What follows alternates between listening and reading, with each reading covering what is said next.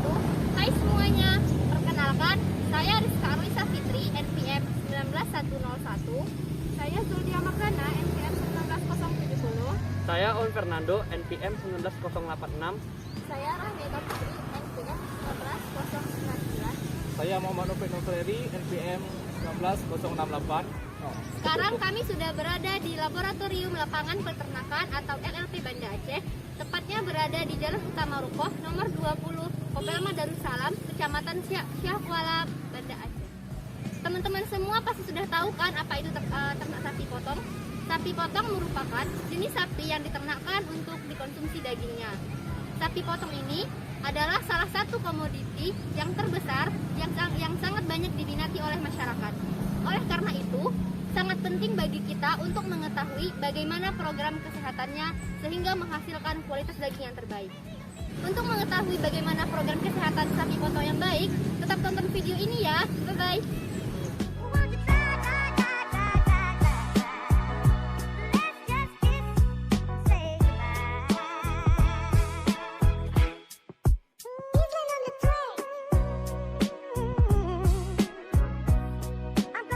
Kita sudah bersama narasumber kita yang bernama Ahmad Haka Situmorang dari Angkatan 17, Fakultas Peternakan, Fakultas Pertanian, Jurusan Peternakan, Unsia.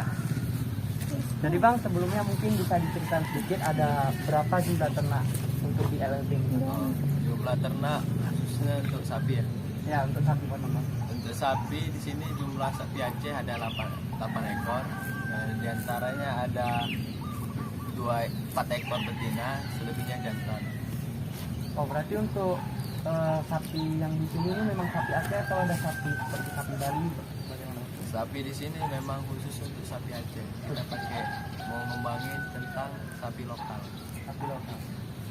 Oke, terus pertanyaan kedua Bang, bagaimana manajemen pakan untuk LLP ini Bang? Kalau manajemen pakan di sini modelnya langsung kita potong, langsung kita kasih cut and carry. Cut and carry, begitu kita arit atau kita ambil hijauannya langsung kita kasih ke ternak. Dan juga kita model pakan atau dari ternak ini dari jam 9 sampai sore sampai jam 5 itu kita lepas. Ada kita lahan penggembalaannya, jadi di jam 9 sampai jam 5 kita lepas. Selebihnya waktu sore kita aritkan, kita kasih makan. Untuk pakannya itu Bang, apa memang hanya hijauan saja atau ada konsentratnya?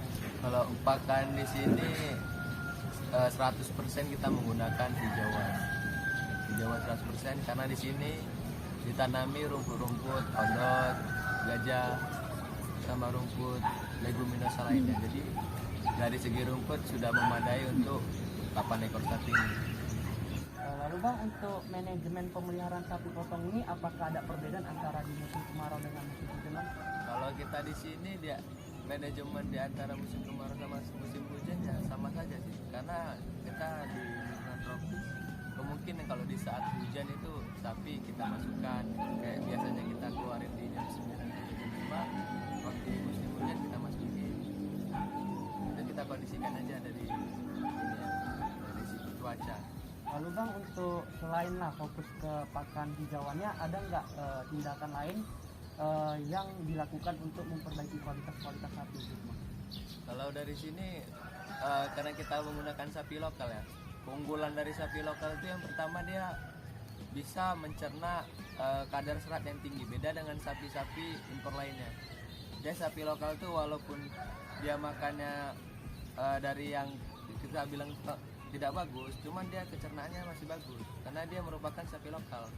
Adaptasi lingkungan tinggi, tidak mudah sakit, dan dengan menggunakan hijauan aja sudah bisa menunjang untuk pertumbuhan dia, pertumbuhan dari sapi lokal.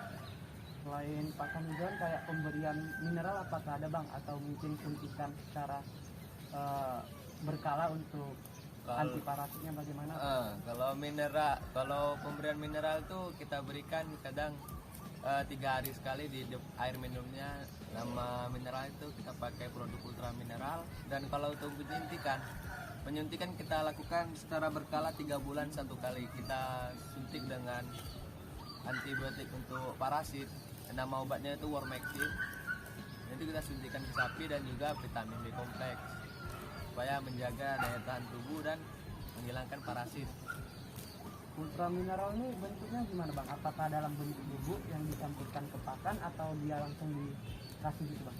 Ultra mineral itu ada beberapa bentuk mineral sapi ini, ada yang misalnya mineral block, yang misalnya kayak batu bata dia taruh di dalam pakannya, ada yang kayak bubuk bisa campur ke pakan, bisa campur ke minum. Dia tergantung kita mau berikan yang model bagaimana. Lalu bang, untuk sapi tadi kan ada dikatakan ada yang baru lahir bang. Nah, untuk manajemen anak sapi yang baru dilahirkan ini, apakah dipisahkan kandangnya atau gimana bang? Dengan induk? Kalau manajemen sapi di sapi lokal kita ini itu tidak kita pisahin, karena kenapa? Kalau kita pisahin itu rata-rata untuk sapi yang khusus untuk pengemukan, karena kita fokus di breeding. Jadi sapi dengan indukannya itu dibiasakan supaya bersama terus, supaya sifat keibuan dari induk sapi ini akan selalu lengket. Kan banyak tuh sapi-sapi yang tidak mau menyusuin atau apa itu caranya itu kayak ini, misalnya ini kayaknya masih agak kurang, kita tambahin susu bubuk formula itu kita tambahin, kita kasihkan minum untuk anak sapi ini. Untuk fermentasi silase gitu ada dilakukan nggak bang? Kalau fermentasi silase itu ada kita lakuin, dan itu kalau kita di sini namanya di lab ya, di lab peternakan itu kalau ada mahasiswa membuat praktikum itu baru kita buat. Dan juga kalau misalnya di musim hujan atau kami pegawai ada misalnya hijauan berlebih, itu kami buat silase. Sebenarnya di musim hujan hijauan kan hijauannya selalu ada, meningkat cepat tumbuhnya, itu kami arit, kami buat silase. Itu untuk mengatasi misalnya di musim hujan, waktu hujan kita nggak sempat untuk ngambil rumput, itu kita kasih silase. Bisa dicerita mungkin nggak bang, untuk formulasi silase ini itu bahannya apa aja gitu bang, langkah-langkahnya secara teori gitu bang? Oh, untuk silase alat dan bahannya itu ya seperti biasa, ada arit, alatnya itu ada arit, ada mesin chopper, ada silo. Silo itu tempat fermentasi untuk kita menyimpan silase yang mau kita buat. Dan proses dari pertama kita mencampur bahan sampai fermentasinya itu disebut ensilase. Bahan-bahan yang digunakan untuk silase itu banyak. Dia dari hijauan 100% itu bisa, mau hijauan apapun, apalagi hijauan yang kita tanam kayak rumput gajah, odot. Saat di musim hujan mereka kondisinya itu akan melimpah, dan itu tujuan silase itu untuk menyimpan bahan pakan, meningkatkan kualitas bahan, dan juga untuk meningkatkan palatabilitas ternak terhadap pakan hijauan tadi, dan menurunkan kadar serat. Itu tujuan pembuatan silase. Dan cara pembuatan silase itu yang penting, intinya kita buat silase itu tidak boleh masuk udara, karena akan mengakibatkan pertumbuhan dari jamur. Selain dari itu, selama proses pembuatannya kita kan menggunakan bakteri. Saat kita aktivasi bakteri itu tidak boleh pakai besi atau dari logam, itu akan mematikan dari bakteri. Untuk fermentasinya itu berapa lama? Untuk fermentasi silase itu untuk hijauan dia 14 hari minimalnya 14 hari, sebaiknya kita buka di 21 hari. Buka di 21 hari baru bisa dibuka. Nah, di 14 atau 16 sudah bisa dibuka. Cuman untuk pemberian silase itu harus kita angin-anginkan dulu 1 sampai 2 jam untuk menghilangkan kadar amonia atau kadar asam di dalam silase yang kita buat, supaya sapi tidak kena blood. Itu akan mengakibatkan sapi kena blood. Harus masuk angin gitu ya bang? Iya, karena kadar asam di dalam rumen itu meningkat. Lalu bang, ada pertanyaan terakhir nih bang. Kalau biasa kan peternak ini bingung dia, apakah yang diberikan itu memang hijauan dulu atau konsentrat dulu atau hijauan atau dicampur gitu? Sebaiknya, kalau ini menurut teori ya, 2 jam sebelum pemberian hijauan, dia itu ternak bagus untuk kasih konsentrat. Kenapa? Karena tujuan konsentrat itu yang pertama memancing bakteri dalam rumen, untuk aktivasi dalam rumen itu dari kerja dari konsentrat tadi, untuk menetralkan pH dalam rumen pun bisa. Setelah itu keadaan bakteri sudah membaik, itu dimasukkan dalam serat. kan banyak di peternakan industri besar itu mereka pemberian konsentrat itu di pagi hari di jam 7 atau jam 8. Nah itu mereka kasih hijauan itu tadi supaya seperti manusia kita makan buah untuk mengapai enzim dalam tubuh untuk mencerna makanan yang kita makan. Itu dia salah satu fungsi kasih konsentrat di pagi hari. Ada juga yang membuat itu banyak ragam, ada juga membuat namanya complete feed itu campuran antara konsentrat sama hijauan, dan itu lebih lengkap karena tidak perlu lagi ngasih hijauan, tidak perlu lagi konsentrat, sekali itu aja kita kasih. Berarti kalau misalnya diberikan konsentrat dulu itu cuma diberikan sehari sekali lah bang, di pagi hari ya? Iya, konsentrat itu ada tergantung. Kalau misalnya kita pemberiannya 60% sama 40% hijauan, kadang ada yang memberikan di pagi hari sama di malam hari. Itu tergantung. Itu apa ya, kalau siang kan lebih memamah biak, itu kita kasih. Jadi teman-teman, itu sesi kita wawancara dengan Bang Ahmad. Terima kasih Bang Ahmad atas waktu dan kesempatannya, udah meluangkan waktunya agar dapat berdiskusi dan memberikan beberapa pengalaman yang kami belum pernah alami. Sekali lagi terima kasih Bang. Ini mau nengok di kondisi ini. 4 hari. 4 hari baru saya. Ini pertama penuh karena dia di proses fermentasi ini panas nih. Ya, bau. Iya panas. Ini mulai terjadi proses fermentasi kayak gini tuh. Ini masih 3 hari kalau nggak salah bang. Ini 3 hari. Ini untuk pancing bakteri-bakterinya gitu bang. Ini lagi kerja bakterinya. Jadi ini kan uapnya, airnya semua keluar. Dia kan yang bekerja bakteri anaerob. Dia itu nggak boleh lama-lama. Kalau mau ngecek bisa, cuman jangan lama-lama. Berarti ini memang fokus ke sapi lokal Aceh aja. Kalau di kita di sini memang fokus ke sapi lokal.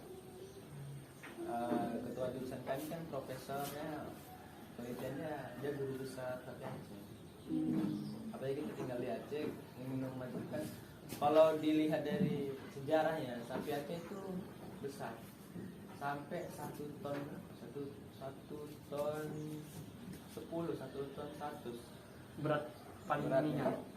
Juga asal usul sapi Aceh itu sebenarnya tinggi, tetap pendek. Dan sapi Aceh itu dari pertamanya tinggi sapi Aceh.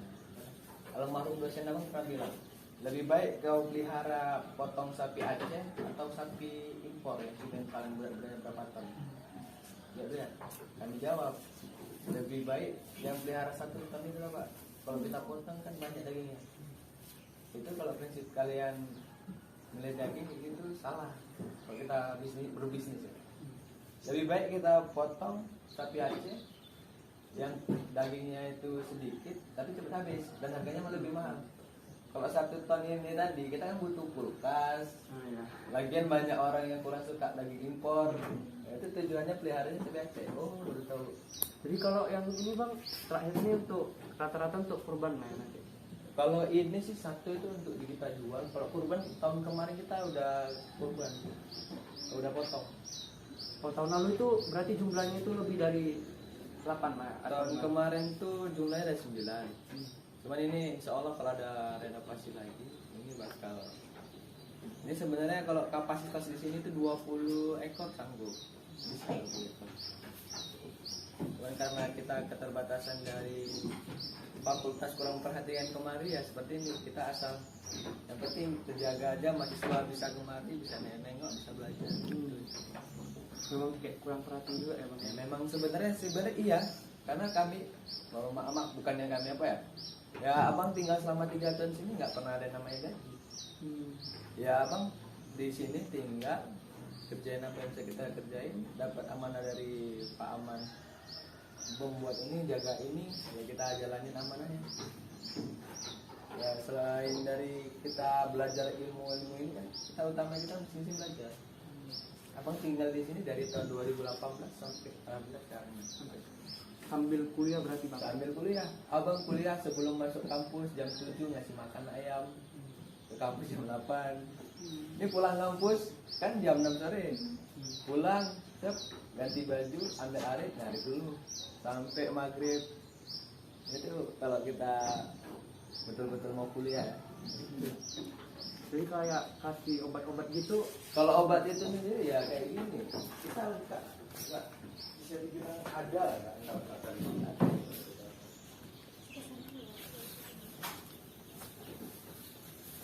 Kita lagi habis. Kalau obat-obatan nih kita sedia obat-obatan. Kayak ini untuk belut. Ini ada fat oxy untuk penyakit demam. Ini fat oxy juga. Ini ada B kompleks. Kalau obat cacingnya sering tukar nggak bang? Obat cacing kita pakai Ormectin, cuma lagi habis, udah dibuang botol. Jadi kita pakai. Jadi yang punya ternak-ternak sapi ini bang memang punya fakultas atau ada orang yang Ini yang 5 ekor ini punya individunya dosen kita Pak Aman. Beliau ya dengan dana pribadi menghidupkan LLP yang sebanyak ini. Kalau ada yang peternak lain misalnya punya sapi lokal mau dimasuk ke sini bisa juga berarti. Atau lain. Nah, itu nanti kita bicarain bagaimana skemanya untuk bagi hasil harus jelas targetnya, pakannya harus jelas, kita harus kalkulasikan dulu semua. Jangan pula nanti kita pelihara sebulan ke depan kayak rugi. Ibaratnya kayak kita jadi tukang angonnya. Kita yang pelihara, kita manajemen pakannya, manajemen berat badannya. Ya, ini kan kalau misalnya dari rumah ini kami kemarin itu penelitian, ini pertama berat badan bisa ditengok. Dari ini perlakuannya P1 dari 12 kilo tembak 17 kilo. Itu selama minggu ke-9. Oh berarti hitungnya per minggu ya bang? Dari minggu pertama sampai minggu 9 itu kenaikannya 17. Rata-rata pengemukan itu di umur 3 bulan. 1, 2, 3, 9 minggu. Berarti 2 bulan lah. 2 bulan lebih. Kalau pakan basal ini maksudnya kayak mana bang? Ini pakan basal nih kemarin kita pakai 100% hijauan. Ada odot, gajah sama rumput lapang. Kalau ini pakan fermentasi mah konsentrat fermentasi. Konsentrat fermentasi. Itu beda ya sama yang silase tadi? Beda. Kalau ini kita buat silase eceng gondok. Eceng gondok itu kita ambil kita buat silase. Tujuan buat silase ini untuk menggantikan pakan basal hijau tadi. Tapi aslinya paling banyak naiknya di P1 karena di konsentratnya dia lebih banyak 20% dibandingkan di P2 sama P3. Dan yang setara sama ini itu di sekitaran di berat badan mana? Di P3. P1 sama P3 itu hampir ke 7 kilo. Ini ini 2 kilo. Yang lebih stabil yang ini. P2 sama P3. 2 kilo sama 7 kilo itu paling. Ini P1. Oh iya pantas. 7 kilo P1. Kilo berarti P2. Tingkatan kedua P2. Ini penelitian dosen apa gimana? Ini penelitian orang abang. Abang ngambil di darahnya juara. Ini alat-alat ngambil darah ngeri. Ini belum kami pelajari juga nih. Nah, ini ngambil darah dari mikrotub apa semua ini abang ngambil sendiri, beli sendiri, belajar sendiri. Ini ada etanya. Oh udah langsung ada eta ya? Eta. Beda-beda warna kalau salah bang ininya. Ya beda fungsi. Beda fungsi juga. Abang penelitiannya tentang darah. Jadi ini sambilan ya? Ini penelitian darah. Inilah dia penelitian abang. Abang ngambil dia berat badan sekian, darahnya sekian, normal apa enggak? Metabolismenya terganggu apa enggak? Misalnya kita kasih makan ini, oh ternyata proteinnya turun, berarti makan yang kita kasih itu ada sesuatu, nggak sesuai dengan kadar normal pada domba umum. Ya sama juga kayak respon fisiologi, detak jantung, laju pernapasan. Dari wawancara Owen dengan Bang Ahmad tadi dapat disimpulkan bahwa DLLP lebih difokuskan pada pengembangan sapi lokal Aceh. Kemudian pada pakan yang diberikan yaitu hijauan 100%, sapi lokal Aceh mampu mencerna serat kasar dengan baik. Selain hijauan juga diberikan fermentasi dan silase. Perbedaan fermentasi dan silase terletak pada bahannya. Kemudian fermentasi dan silase keduanya sama-sama melalui proses fermentasi yang bertujuan untuk menghasilkan situasi yang anaerob. Umumnya, jika dibandingkan antara waktu pemberian konsentrat dengan pemberian pakan hijauan, dibutuhkan waktu pemberian pakan konsentrat itu 2 jam lebih awal daripada pemberian pakan hijauan. Untuk pemotongan pakannya pun lebih baik dilakukan pada siang hari agar telur cacing yang berada di pucuk itu tidak berkembang dalam pencernaan si sapi. Untuk manajemen kesehatan pakannya itu sendiri mencakup dengan pemberian obat cacing dengan interval 3 bulan sekali, lalu dengan pemberian vitamin yaitu vitamin mineral baik dalam bentuk bubuk yang dicampurkan dengan pakan maupun dalam bentuk blok yang diletakkan dalam palung pakan. Terima kasih teman-teman sudah menonton video kami, semoga bermanfaat. Bye-bye. Demikian aktivitas kami pada pagi hari ini di LLP.